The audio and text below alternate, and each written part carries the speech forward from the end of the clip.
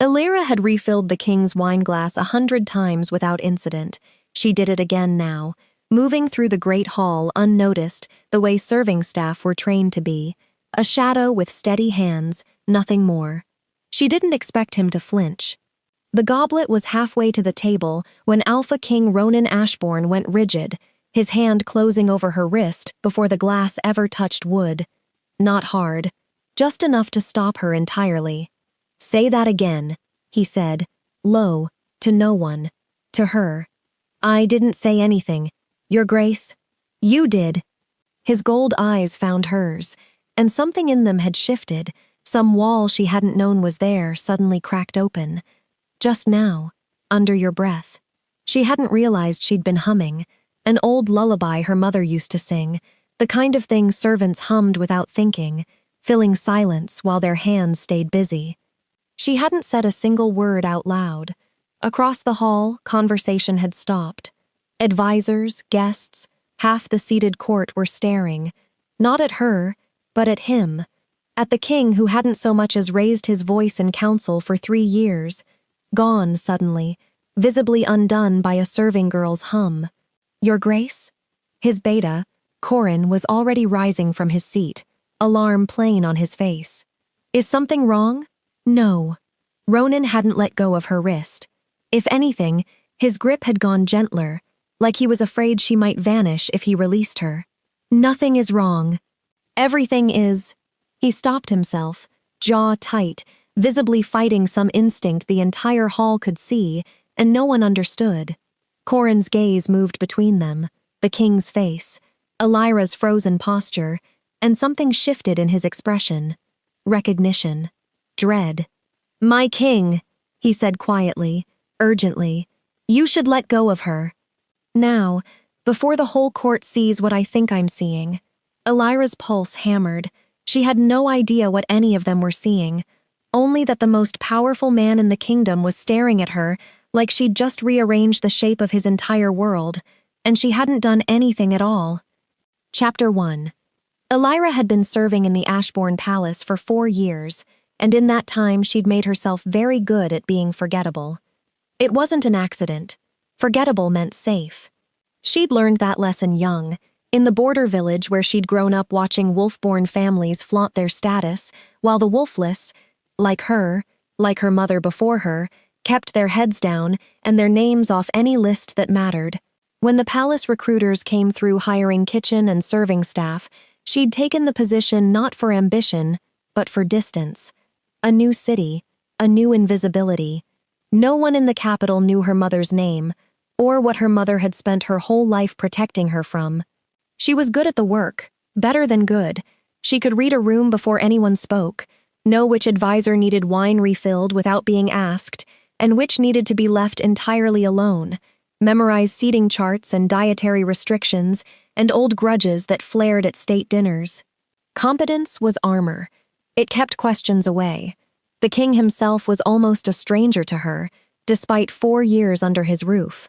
Ronan Ashbourne existed at a distance so total it barely registered as strange, a name on proclamations, a face at the head of the hall, someone she served but never truly saw. Court gossip painted him controlled to the point of coldness, a king who hadn't smiled in council since his father's death, who ran his kingdom like a debt he was determined to pay in full. She had no reason to think about him beyond that, no reason to imagine he thought about her at all.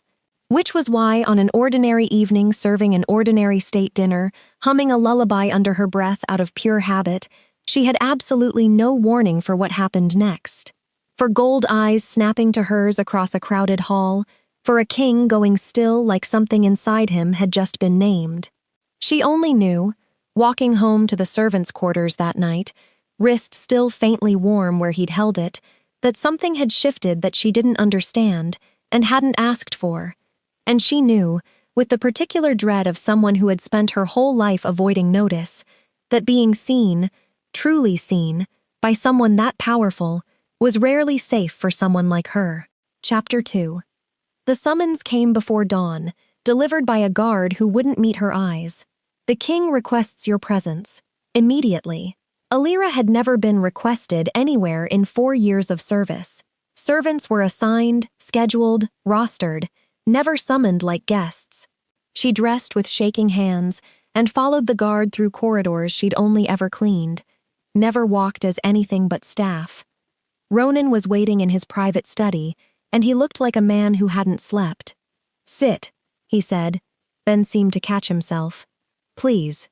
"Your Grace, if I did something wrong—" "You didn't." He dragged a hand through his hair, uncharacteristically undone. "I need to ask you something, and I need you to answer honestly, no matter how strange it sounds." She sat, spine straight, every instinct telling her to brace. "When you hummed last night," he said, "did you feel anything? Any pull, warmth, anything unusual?" "No, Your Grace. I was just humming. Say something else. Anything." Confused, she offered the first thing that came to mind, a line from the same lullaby. His whole body reacted, a visible shudder, his hands gripping the desk edge like he needed the anchor. "Your Grace, you're frightening me." "I know. I'm sorry." He exhaled hard. "I think you're my mate." The word landed in the room like a dropped glass. Elira had heard enough court gossip to know exactly what it meant. The bond, rare and absolute, that no alpha could choose or refuse once it activated. A mate wasn't a preference. A mate was fate closing a door behind you. "That's not possible," she said. "I'm wolfless."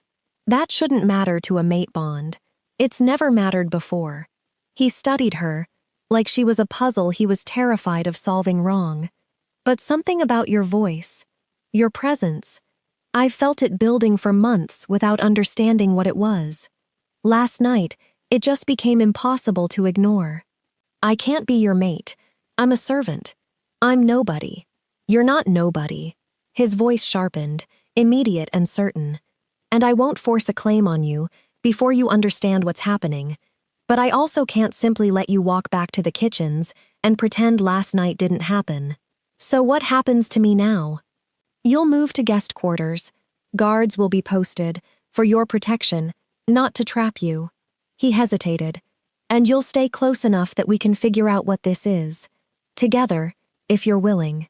Elira thought of every reason to refuse, and found, unsettlingly, that none of them felt as solid as they should have. Chapter 3. The guest quarters were finer than anything Elira had slept in her whole life, and she hated how quickly she noticed the guards weren't there to watch her. They were there facing outward, toward the halls, like something out there was the threat, not her. She told herself she was only paying attention to Ronan out of necessity. If she was tangled in something as serious as a mate bond, she needed to understand the man at the center of it, not just the crown he wore. So she watched. She noticed he ate less than he should, most nights pushing food around a plate while reading reports by candlelight long after the rest of the palace slept.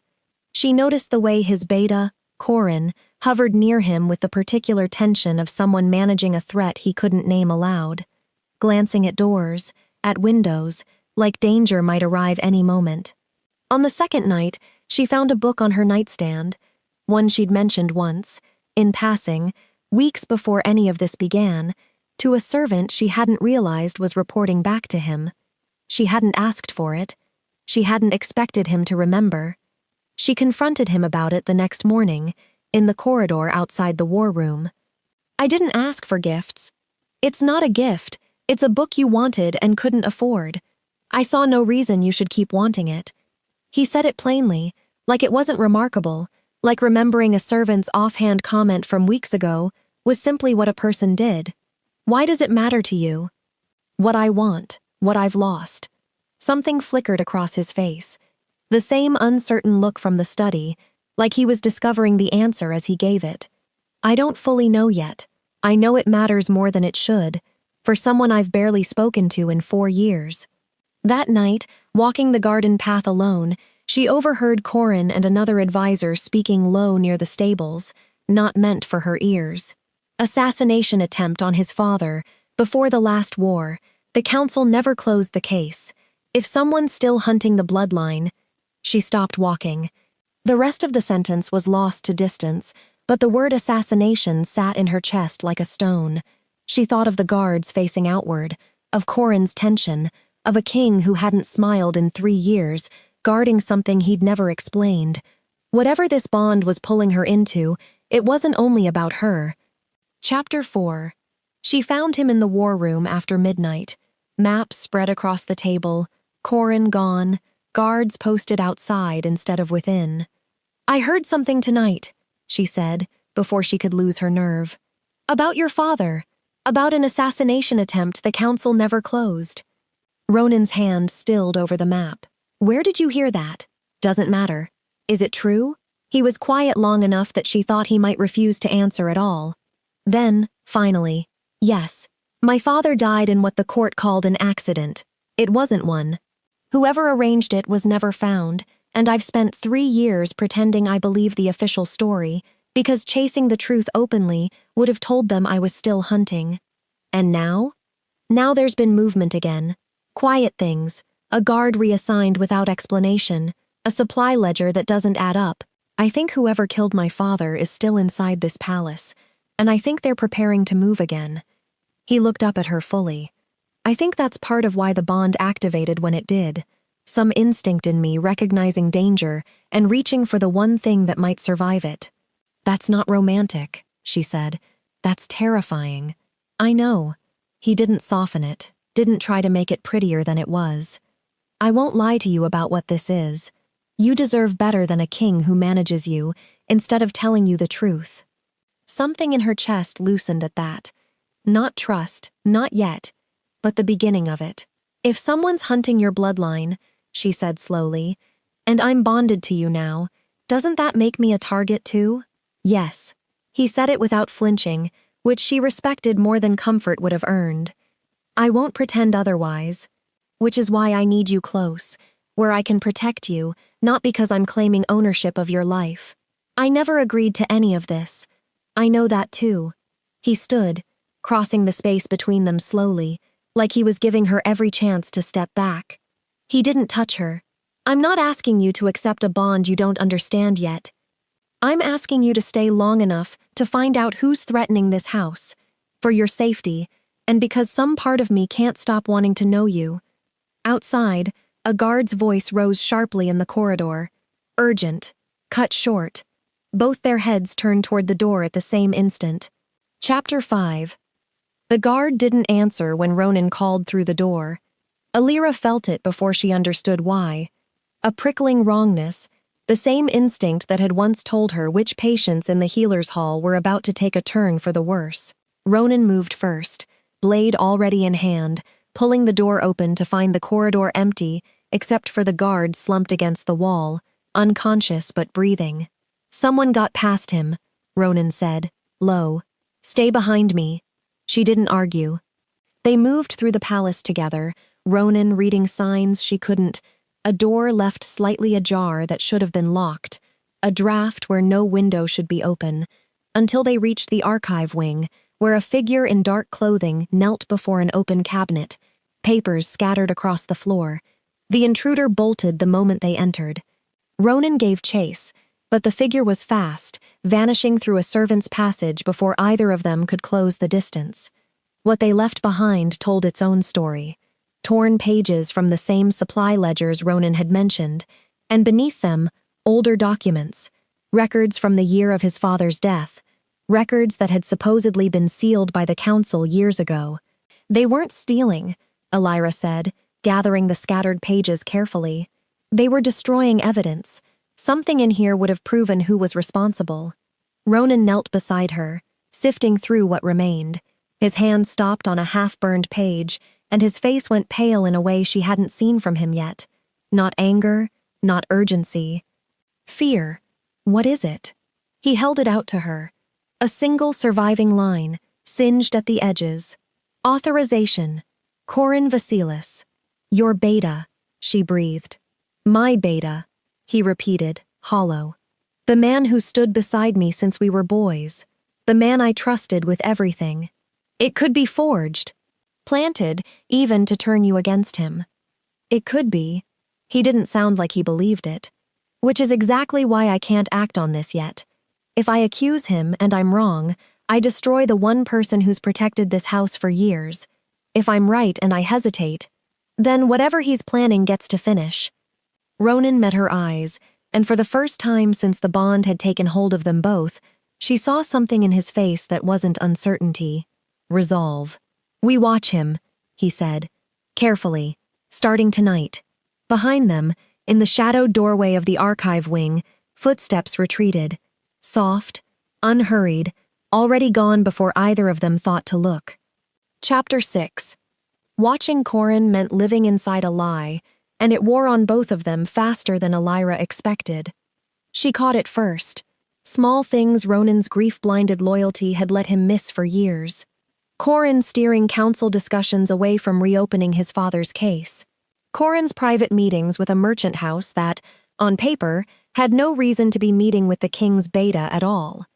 Corin's eyes on her, too often, with a calculation that had nothing to do with concern for the bond. She brought it to Ronan on the fourth night, laying it all out plainly, and watched him receive it like a physical blow. You're building a case against my oldest friend, he said, based on things I've explained a dozen times over. The merchant house funds border patrols, the council discussions. I'm telling you what I've seen. You've known him 4 days. I've known him 20 years. And I've spent my whole life reading rooms for danger because no one was going to protect me if I got it wrong. Her voice cracked on the last word, and she hated that it did. I'm not accusing him for sport, Ronan. I'm telling you because I'm afraid, and you're choosing not to hear it. I'm choosing not to destroy a man on suspicion. Then what was I brought here for? To be your mate, or to be ignored the moment my instincts are inconvenient? Silence dropped between them, heavy and final, in a way their arguments hadn't been before. That's not fair, he said quietly. Maybe not. But I need to think. Away from all of this. Away from you, before I say something I can't take back. She expected him to argue, to order the guards to keep her close, to insist the danger outside made distance impossible. He didn't. If that's what you need, he said, voice tight with the effort of not reaching for her, I won't stop you. You're just going to let me walk away? I don't want to. His hands were clenched at his sides, every line of him fighting the instinct to close the distance. But you deserve the choice, even now, especially now. She left before either of them could soften it. Walking back to the guest quarters alone, some part of her had wanted him to fight for her right then, and the fact that he hadn't, that he'd let her go instead of holding on, sat strangely heavy against the fear still coiled in her chest. Behind her, unseen, Corin watched her go from the shadow of the archive wing and did not look away for a long time. Chapter 7. The attack came 2 nights later, while Ronan was pulled into an emergency council session Corin had called himself. Elira woke to the door of her chamber easing open, no guard's warning, no sound but a soft click of the lock giving way. She was on her feet with the only weapon she had, a letter opener from the desk, when the figure stepped into the moonlight.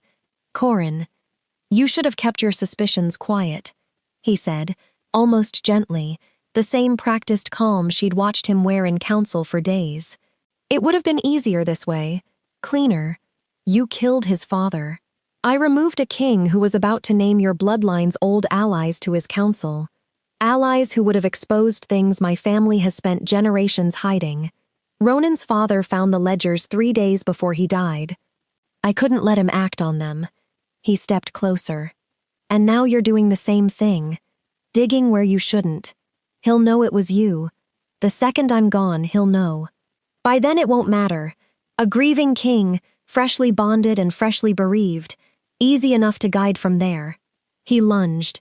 She was faster than her size suggested, years of steady hands under pressure, serving her now in an entirely different way. But he was trained, and the letter opener was knocked from her grip on the second exchange. His hand closed around her throat, and for one terrible second, she understood exactly how far this had always been building. The door exploded off its hinges. Ronan didn't announce himself. He didn't need to. Elira had never seen anything move the way he did in that moment. Grief and rage, and something protective beyond reason, tearing Corin away from her before she'd even registered she was free. It was over in seconds. Corin on the floor, guards flooding in, Ronan's chest heaving as he turned to her, gold eyes wild with something that hadn't fully become relief yet. "I should have believed you," he said, voice raw. "The moment you brought it to me, I should have believed you. You came." That was all she could manage, throat still aching. "I will always come." He didn't reach for her yet. Waiting, she understood now, for her to close whatever was left of the distance between them. She closed it. Behind them, Corin was dragged upright, already spitting justifications about bloodlines and old debts. And somewhere beneath the noise, Elira understood that surviving tonight had only bought them the fight still coming. Chapter 8. They brought Corin before the full council by morning. No closed session, no quiet arrangement. Ronan insisted on that, the same way he'd insisted on everything since the attack. Nothing hidden, nothing managed on her behalf without her standing beside him to hear it. "You will say this once, in front of everyone who trusted you," Ronan said, "so no one can claim ignorance later." Corin, bound and stripped of his beta's insignia, didn't bother denying it. "Your father found the ledgers proving my family's role in the border massacres 2 generations back. Atrocities this council buried to keep the peace. He was going to expose it, restore the old alliances, undo everything my bloodline built. I removed him before he could." His eyes flicked to Elira. "And when she started pulling the same thread, I did what was necessary." A ripple of horror moved through the gathered council. Elira felt every eye shift toward her, and for the first time since arriving at the palace, she didn't want to disappear from the attention. "You called me your friend for 20 years, Ronan said, voice carrying to every corner of the hall without rising. "I was your friend. That was never the lie. But loyalty to you was never going to outweigh protecting what my family built at your father's expense." Corin's composure finally cracked. She was always going to find it eventually. "I simply ran out of time to stop her quietly." "You mistake her instincts for a threat," Ronan said. "They were never that. They were the only honest thing in this palace while you were poisoning it from inside." He turned from Corin to face the council, and then, deliberately, to Elira. "I doubted her. I let 20 years of trust in the wrong person outweigh 4 days of truth from the right one. That will not happen again." He held out his hand. Not a command, an offer, the same as always. "I'm not asking the council to accept this bond because law demands it. I'm asking because she is the only person in this palace who has never once lied to me." Elira crossed the distance and took his hand, and this time she didn't hesitate. The hall erupted, council members rising, guards murmuring, the beginning of a story that would outlast every one of them in that room. "Take him to the cells," Ronan said, still not looking away from her. "We'll address the rest of his family's crimes tomorrow."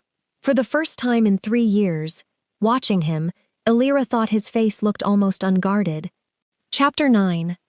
They held the claiming ceremony a week later, in the same hall where Corin had once stood accused, now hung instead with banners the color of dawn.